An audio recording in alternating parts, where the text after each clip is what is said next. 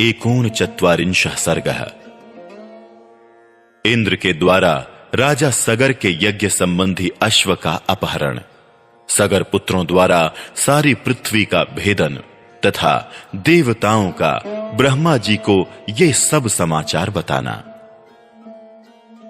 विश्वामित्र की कही हुई कथा सुनकर श्री रामचंद्र जी बड़े प्रसन्न हुए। उन्होंने कथा के अंत में अग्नि तुल्य तेजस्वी विश्वामित्र मुनि से कहा, ब्राह्मण, आपका कल्याण हो। मैं इस कथा को विस्तार के साथ सुनना चाहता हूं। मेरे पूर्वज महाराज सगर ने किस प्रकार यज्ञ किया था। उनकी वो बात सुनकर विश्वामित्र जी को बड़ा कौतूहल हुआ। वो ये सोचकर कि मैं जो कुछ कहना चाहता हूं उसी के लिए ये प्रश्न कर रहे हैं, जोर जोर से हंस पड़े। हंसते हुए से ही उन्होंने श्री राम से कहा, राम, तुम महात्मा सगर के यज्ञ का विस्तार पूर्वक वर्णन सुनो। पुरुषोत्तम, शंकर जी के श्वशुर हिमवान नाम से विख्यात पर्वत विंध्याचल तक पहुंचकर तथा विंध्य पर्वत हिमवान तक पहुंचकर दोनों एक दूसरे को देखते हैं। इन दोनों के बीच में दूसरा कोई ऐसा ऊंचा पर्वत नहीं है जो दोनों के पारस्परिक दर्शन में बाधा उपस्थित कर सके। इन्हीं दोनों पर्वतों के बीच आर्यावर्त की पुण्य भूमि में उस यज्ञ का अनुष्ठान हुआ था। पुरुष सिंह वही देश यज्ञ करने के लिए उत्तम माना गया है। तात ककुत्स्थ नंदन राजा सगर की आज्ञा से यज्ञीय अश्व की रक्षा का भार सुदृढ़ धनुर्धर महारथी अंशुमान ने स्वीकार किया था, परंतु पर्व के दिन यज्ञ में लगे हुए राजा सगर के यज्ञ संबंधी घोड़े को इंद्र ने राक्षस का रूप धारण करके चुरा लिया। काकुत्स्थ महामना सगर के उस अश्व का अपहरण होते समय समस्त ऋत्विजों ने यजमान सगर से कहा, ककुत्स्थ नंदन, आज पर्व के दिन कोई इस यज्ञ संबंधी अश्व को चुराकर बड़े वेग से लिए जा रहा है। आप चोर को पकड़िए और घोड़ा वापस लाइए, नहीं तो यज्ञ में विघ्न पड़ जाएगा और वो हम सब लोगों के लिए अमंगल का कारण होगा। राजन, आप ऐसा प्रयत्न कीजिए जिससे ये यज्ञ बिना किसी विघ्न बाधा के परिपूर्ण हो। उस यज्ञ सभा में बैठे हुए राजा सगर ने उपाध्यायों की बात सुनकर अपने 60,000 पुत्रों से कहा, पुरुष प्रवर पुत्रों, ये महान यज्ञ वेद मंत्रों से पवित्र अंतःकरण वाले महाभाग महात्माओं द्वारा संपादित हो रहा है।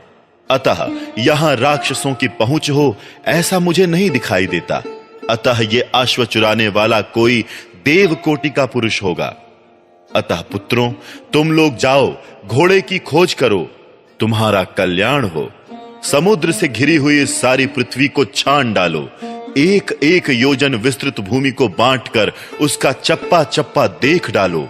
जब तक घोड़े का पता ना लग जाए तब तक मेरी आज्ञा से इस पृथ्वी को खोदते रहो। इस खोदने का एक ही लक्ष्य है, उस अश्व के चोर को ढूंढ निकालना।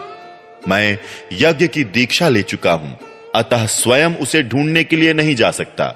इसलिए जब तक उस अश्व का दर्शन ना हो तब तक मैं उपाध्यायों और पौत्र अंशुमान के साथ यहीं रहूंगा। श्री राम पिता के आदेश रूपी बंधन से बंधकर वो सभी महाबली राजकुमार मन ही मन हर्ष का अनुभव करते हुए भूतल पर विचरने लगे। सारी पृथ्वी का चक्कर लगाने के बाद भी उस अश्व को ना देखकर उन महाबली पुरुष सिंह राजपुत्रों ने प्रत्येक के हिस्से में एक एक योजन भूमि का बंटवारा करके अपनी भुजाओं द्वारा उसे खोदना आरंभ किया।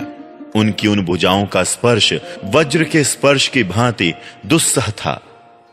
रघुनंदन, उस समय वज्र तुल्य शूलों और अत्यंत दारुण हलों द्वारा सब ओर से विदीर्ण की जाती हुई वसुधा आर्तनाद करने लगी। रघुवीर, उन राजकुमारों द्वारा मारे जाते हुए नागों, असुरों, राक्षसों तथा दूसरे दूसरे प्राणियों का भयंकर आर्तनाद गूंजने लगा। रघुकुल को आनंदित करने वाले श्री राम, उन्होंने 60,000 योजन की भूमि खोद डाली, मानो वे सर्वोत्तम रसातल का अनुसंधान कर रहे हों।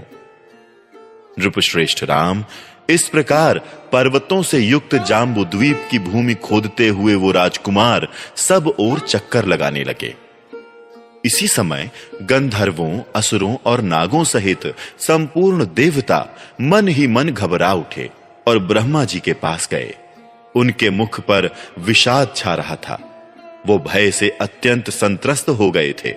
उन्होंने महात्मा ब्रह्मा जी को प्रसन्न करके इस प्रकार कहा, भगवान, सगर के पुत्र इस सारी पृथ्वी को खोदे डालते हैं और वो बहुत से महात्माओं तथा जलचारी जीवों का वध कर रहे हैं।